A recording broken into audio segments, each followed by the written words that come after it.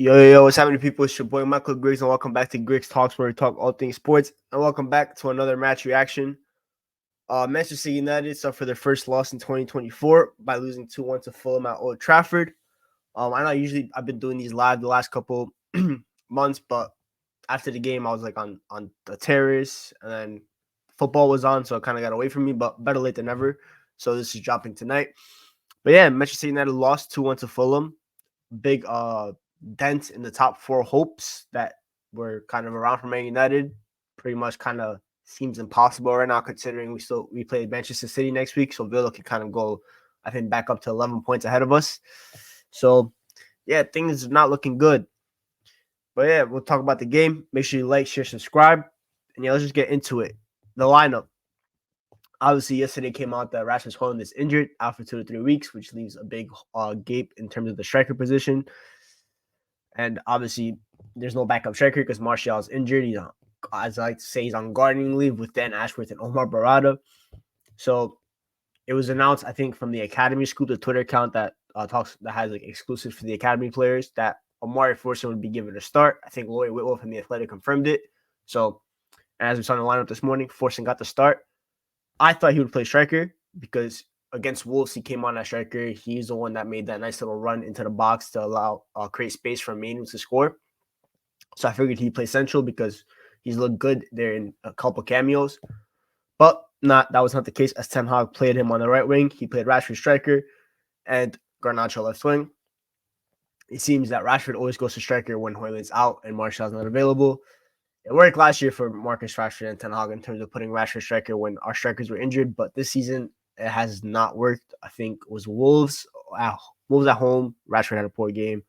Spurs away, probably maybe Rashford's best performance at the 9 this year, and then Forest away, he was terrible. I know he scored the goal, but he was non-existent in the game. And again today, it felt like he was non-existent. That was the first mistake by Erik Ten Hag in a game that had many mistakes. And in terms of the performance, we've been scraping past these last couple months, in my opinion, in terms of performances. We haven't really looked that good, but we've been getting wins. And I've always said this with Man United. United get points when they don't deserve them. They're kind of the masters of that. Because if you look at it, we're sitting 6th place in the Premier League after 26 match days, and we have a 0 goal difference. In any other league, that's not really the case. So I think with Man United, it's always been that we have a lot of game changers that just snatch points from the death of the game.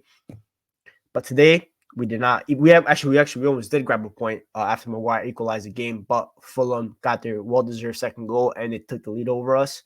And it was just, in terms of performance, I've said this on every platform I've been on today, and I'll probably say it again when I go outside later today.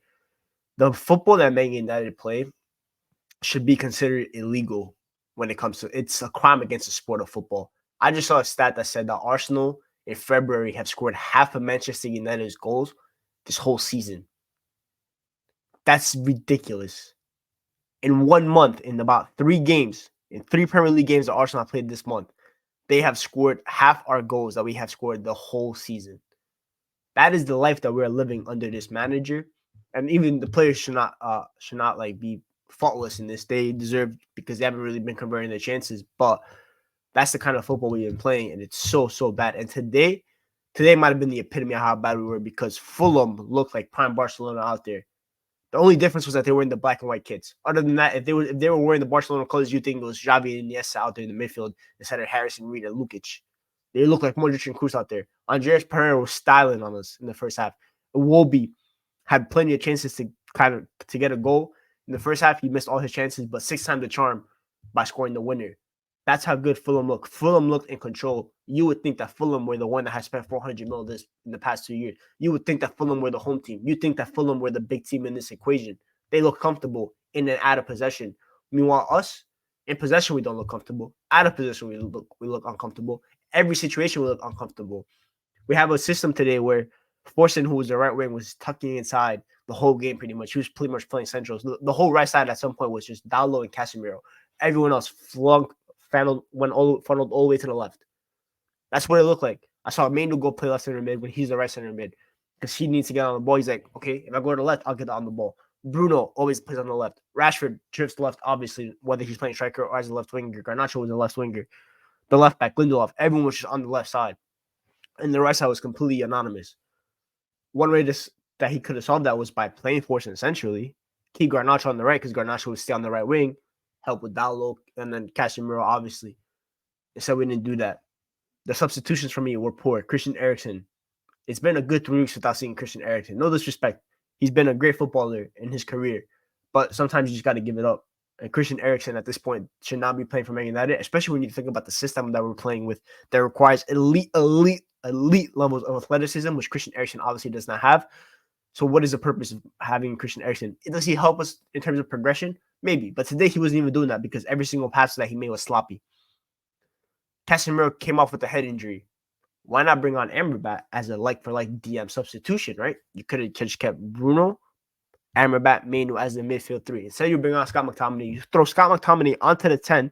You move Bruno right wing, which has not worked all year. And we're left with the discombobulated system lineup. But that's been the story of Ten Hag's season. Every single thing he gets pretty much wrong, other than subbing on McTominay for some winners and stuff like that. That might be the only thing he's gotten right all season. Anything else has been wrong. Ahmad's on the bench. You could have thrown him on that right wing if you didn't like or forced his performance. Why are you bringing on Ahmad in the 80th minute? Why are you putting Bruno right wing when that hasn't worked all season? And as for Bruno Fernandes, you know how they say people have love-hate relationship with certain things? Bruno doesn't have a love-hate relationship with the football. He has a hate relationship with the football because every single time the ball comes to his feet, he hates it. And he either just slaps at it or like he did today, he got the ball first time, he shanked it.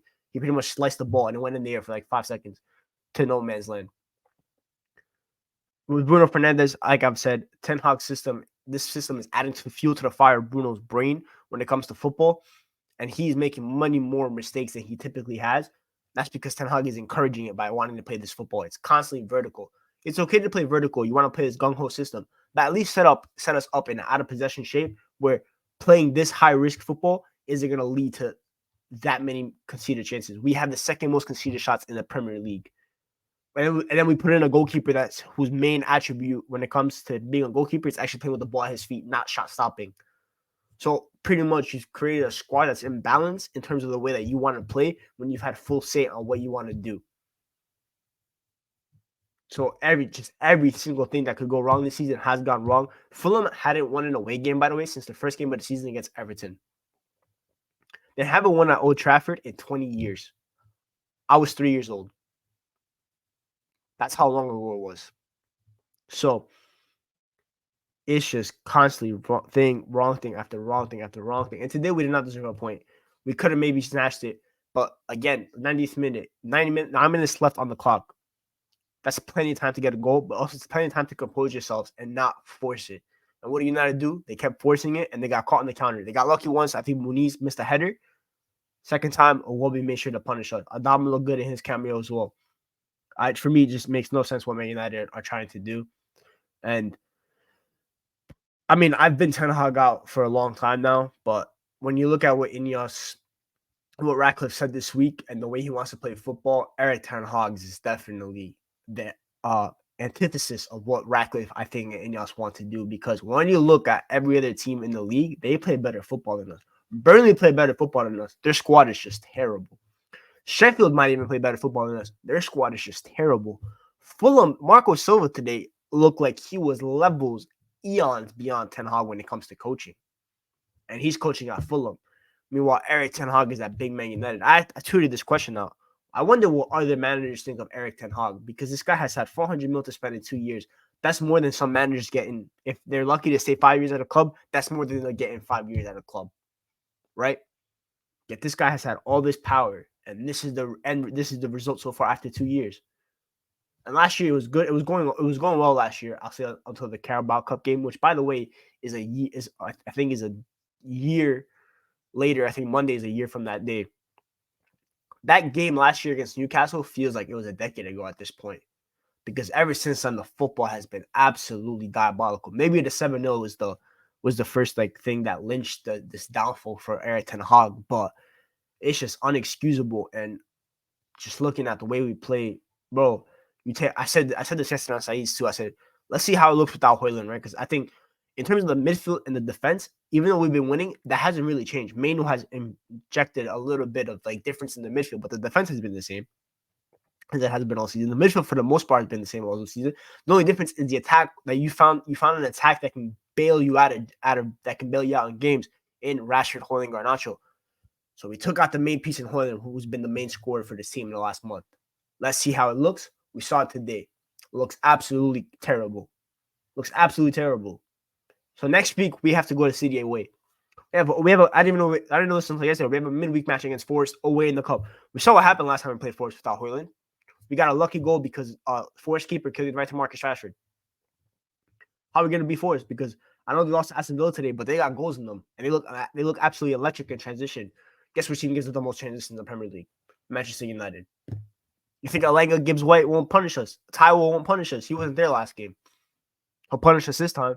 So I think KJ on the terrace said it. Well, every time Man United go into a game, it's a flip of a coin on whether you'll win or lose, because we don't do draws. We don't do draws over here. It's win or lose. It's a flip of a coin. Heads is a win, tails is a loss. Today was tails. Maybe Wednesday will be heads. But next Sunday against Man City, I guarantee it'll be a loss. We're going to hold the pan, sitting to get the goal difference of it, because Arsenal are running away with the goal difference. Liverpool have a better goal difference than them. You think they're not going to look at us as a good game to get their goals back in tally, get their goals back in order? Haaland has been struggling. I guarantee you he might score a hat-trick next week. Lindelof left back. Speaking of Lindelof left back, why didn't you try Amrabat at left back? There's plenty of different solutions. Every every team has to deal with injuries. You can't go a whole season without injuries. That's literally impossible. It's literally impossible. So you have to adapt to the situation. And one thing Ten Hag has struggled to do that he actually, I think, excelled at last year is adapting to the situation. He talked about that that he has to adapt. Brother, you're not adapting. You're not doing any adapting. It's absolutely terrible. So yeah, it's pretty much a quick little rant on the game. In terms of performances, like for me, I thought in the first half, I thought Dallo was decent, especially he had to deal with the whole right hand side by himself pretty much. I thought Fortune looked good in the pockets.